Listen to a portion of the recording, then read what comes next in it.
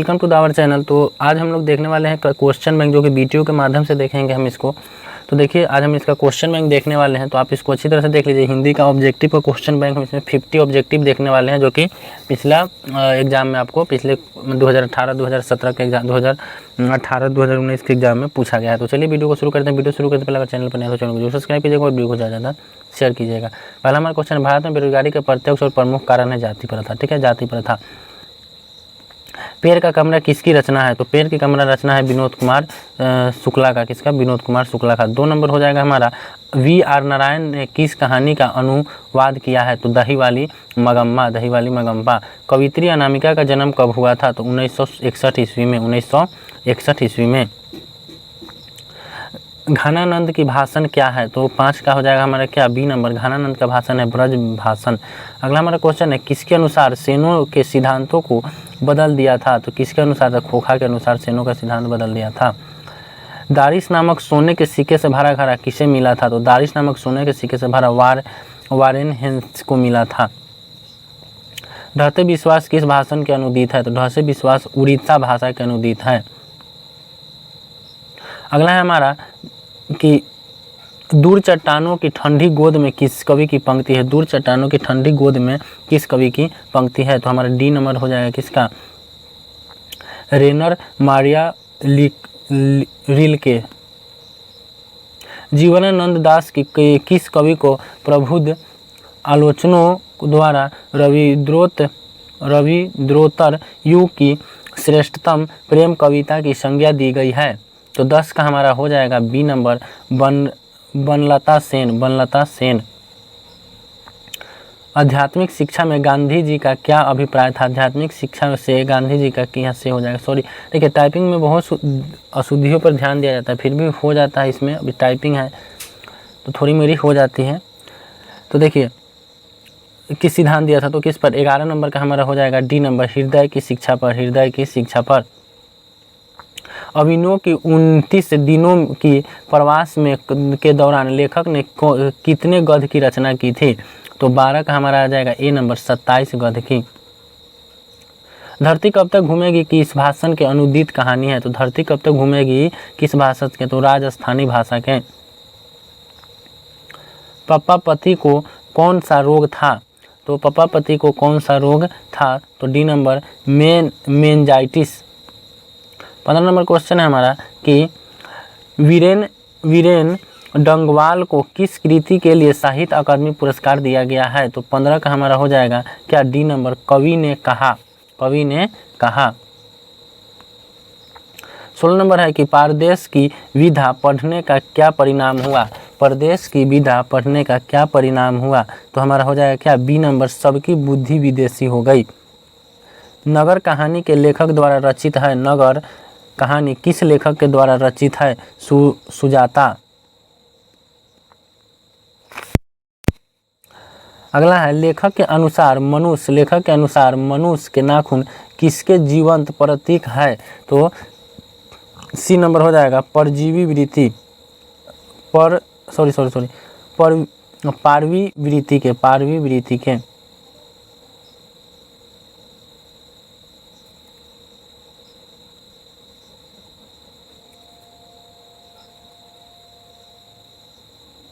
अगला हमारा आता है, हजारी प्रसाद द्विवेदी का जन्म कब हुआ था? तो 19 का हमारा हो जाएगा 1907 ईस्वी में। 7 ईस्वी में। रहीरास किसकी रचना है? तो 20 का हमारा हो जाएगा डी घनानंद। लक्ष्मी के बड़े पुत्र का क्या नाम था? लक्ष्मी के बड़े पुत्र का नाम अच्युत था। एक वृक्ष की हत्या में कवि शहर को किससे बचाने की बात करते हैं? तो किससे बचाने की बात करते हैं? तो 22 का सी नादिरों से।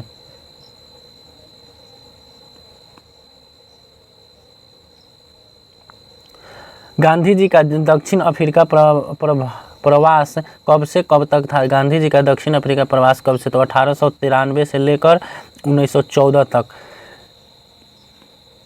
जब पंडित बिरजू महाराज को संगीत नाट्य अकादमी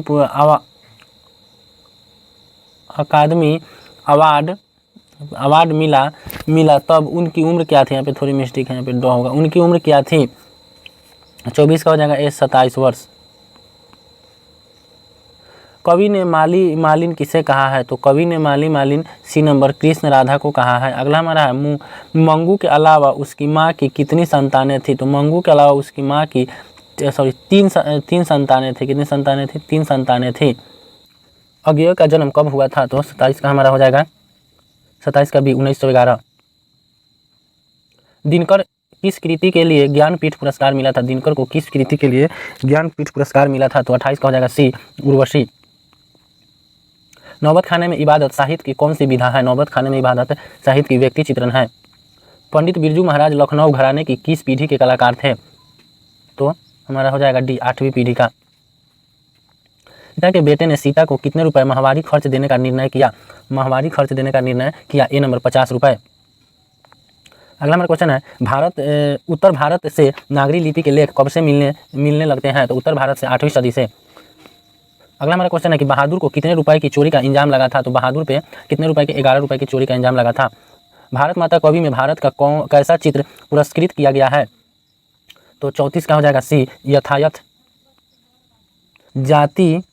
जाति स्मृति के दृष्टि से इतिहास का प्रवाह कैसा है? तो विचित्र और अवांछनीय दोनों। आधुनिक सब समाज श्रम विभाजन को आवश्यक मानता है। क्यों आवश्यक क्यों मानता है? क्योंकि कार्य कुशलता के लिए। 36 का हमारा हो जाएगा क्या ए नंबर कार्य कुशलता के लिए।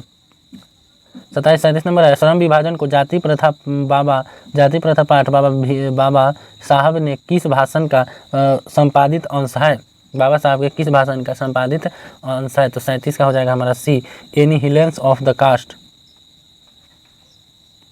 ऐसे ही लड़के आगे चलकर चोर गुंडे डाकू बनते हैं, यह पंक्ति कहानी के किस पात्र ने कही है? तो सेन साहब की धर्मपत्नी ने। 39 का हमारा हो जाएगा किसके अध्ययन क्षेत्र में भारत के कारण नव जीवन का संचार हो चुका है? तो 39 का हमारा हो जाएगा क्या 39 का हमारा हो जाएगा किसके अध्ययन क्षेत्र में भारत के कारण नव जीवन का संचार हो चुका है? इसका हमारा 39 नंबर का आंसर कितना हो जाएगा? तो बी नंबर हो जाएगा हमारा नीति कथा। सहज वृत्तियाँ किसे कहते हैं? सहज वृत्तियाँ किसे कहते हैं? तो 40 का हमारा बी नंबर अनजान स्मृतियों को। नागरी लिपि के आरंभिक लेख हमें कहाँ मिलते हैं? नागरी लिपि के आरंभिक लेख हमें दक्षिण भारत में मिलते हैं। वेद माता दान पात्र किस समय का है? यहाँ वेद माता नहीं होगा, हाँ वेद होगा, यहाँ वेद माता होगा, यहाँ वे होगा, यहाँ गलती से टाइपिंग होगा। वेद माता दान पात्र किस समय की है?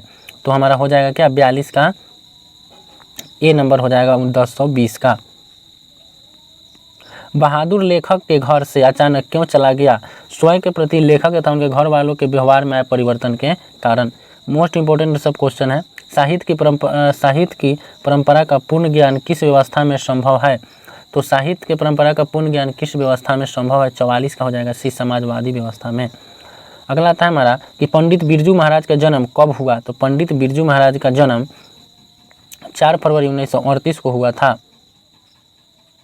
ल मादो मोजेल द अविन्यो किसकी कृति है?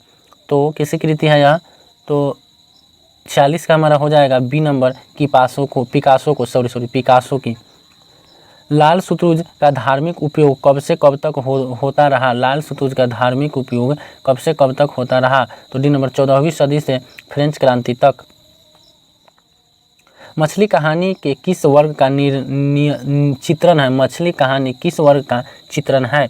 तो 48 का हमारा हो जाएगा सी नंबर निम्न मध्य परिवार। 49 का हो जाएगा बिस्मिल्लाह खां के साथ किस मुस्लिम वर्ग का नाम जुड़ता है? बिस्मिल्लाह खां के साथ किस मुस्लिम पर्व का नाम जुड़ता है? मुहर्रम। महात्मा गांधी के अनुसार उदात्त व बढ़िया शिक्षा। महात्मा गांधी के अनुसार उदात्त व बढ़िया शिक्षा क्या है?